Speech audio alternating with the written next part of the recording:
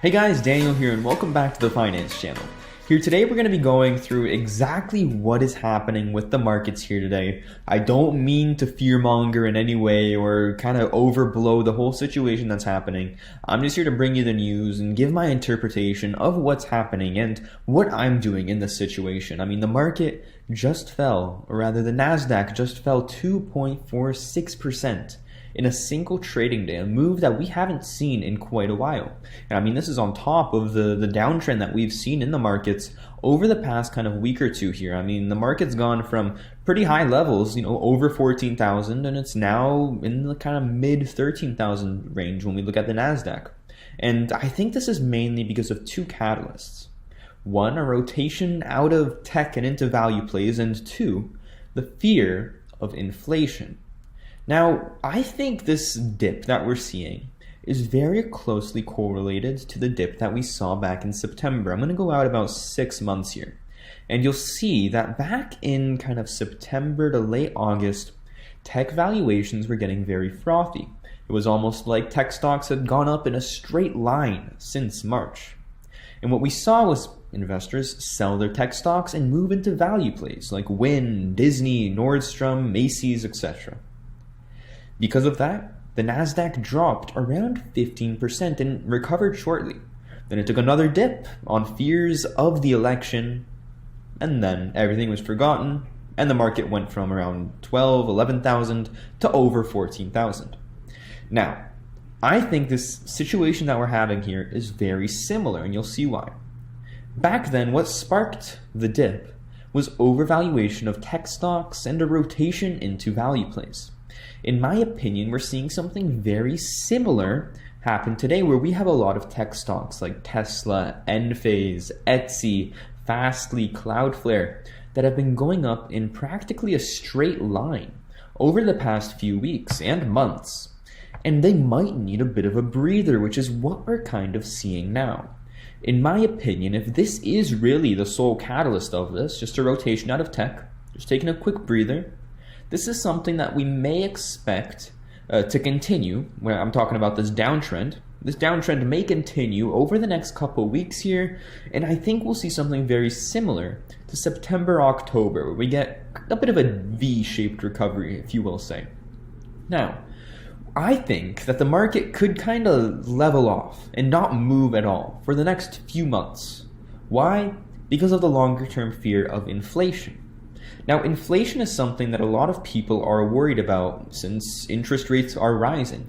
If we look at the 10-year treasury rate here, we'll see that it has gone up pretty significantly since about August. I mean, it's now at around 1.37% when we look at the 10-year. It was around 0.56% back in around August, and this has gone up pretty substantially.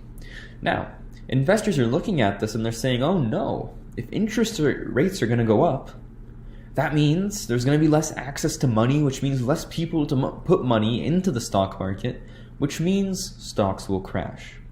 This is something that we saw was very similar, rather, to the event we saw back in 2018, where tech stocks and just the market in general took a nosedive after the Fed said they'd start raising interest rates. Now, shortly after this dip, the Fed realized their awful mistake and fixed it by lowering interest rates again.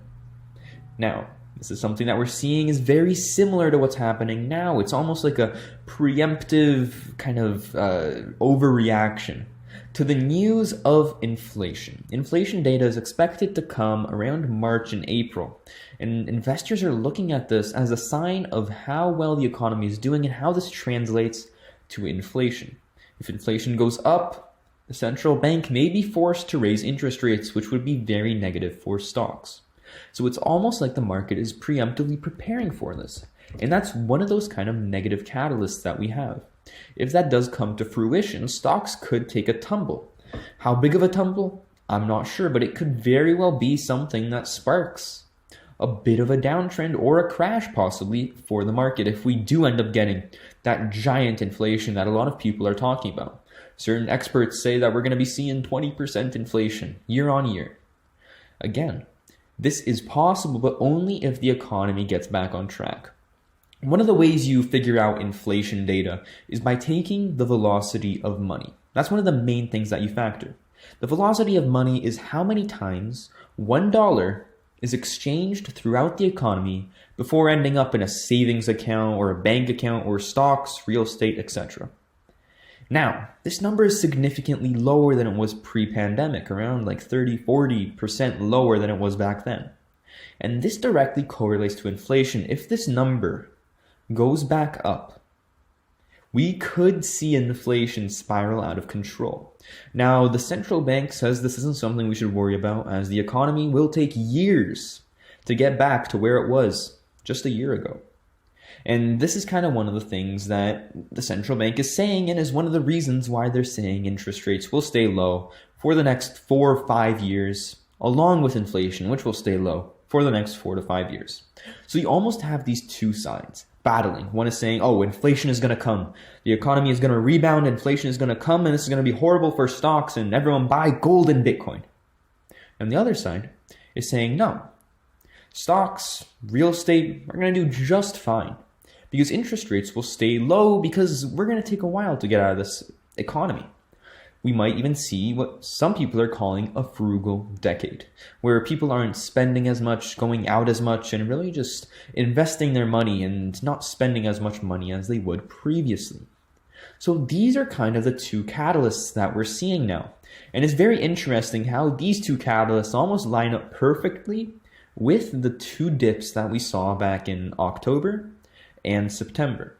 If you guys don't remember, in September, it was due to the rotation out of tech, which is kind of what we're seeing now for Aussie tech valuations, going into going into value stocks like Wynn, which was up a few percentage points today, Disney, which was up around 5 percentage points today and up after hours. Something very interesting to think about. And then again, back in kind of October and November, we took a dip because of fears about the election. That was about the election. In the future, it may possibly be a few weeks before the inflation data comes out that we see a bit of a dip in the market. I'm not saying we're going to see a double dip and going to go to the moon right after that. But it's just two catalysts to think about, and that's one of the reasons that I think the market is dipping. Again, that just kind of rotation out of tech. I think this is one of the times where you really reassess your investment strategy, look at the stocks that you hold, and think about it from a 5 to 10 year mindset. Where do I think this company will be 10 years from now? And do I have the confidence to hold the stock if it were to drop 40, 50% possibly tomorrow? You know, some of my high conviction stocks are the Tattooed Chef, Voyager Digital, Shift Technologies. I like Facebook. These are all stocks that could take a tumble if the market continues to dip. I mean, the Tattooed Chef, this is a stock I've been talking about over the past few weeks here, and it's down 6.15% on the day, and another 2% after hours. This is a stock that I have very high conviction in over the next few years here, and I think it's going to do very well regardless of how the economy is. And if it dips, I look at that as a buying opportunity, and that's how you guys should look at your stocks as well. If you have high conviction in a stock, you're looking at the underlying business, not the price of that asset. A price discount should be just considered a discount. It shouldn't scare you into selling stocks. In my opinion, the sell button should be broken unless something fundamentally changes in the company or you're not confident in the asset that you hold. So that's kind of what I'm thinking here, guys, with the market. I mean, a lot of these tech stocks have been selling off pretty significantly. I mean, look at Tesla here, now at $7.15, $7.10 after hours, down from like that $920, $930 high, or sorry, $900 high that we saw a few weeks ago. If you have names that you love and names that you believe in over the next few decades, there is no reason you should be panicking into this dip.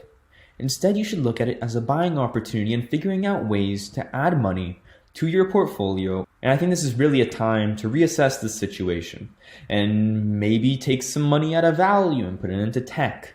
It's all up to conviction and price. If we see some more discounts in tech, that would be great, as I think it just creates a bit of a breather and prevents the possible risk of a crash coming to the tech sector. So anyways, guys, thank you so much for watching. I really appreciate you watching this video. If you have any opinion on the market, what you think is going to happen here over the next few weeks, months, or even years, let me know. Drop a like if you enjoy this type of content. Thank you so much for watching, and have a great day.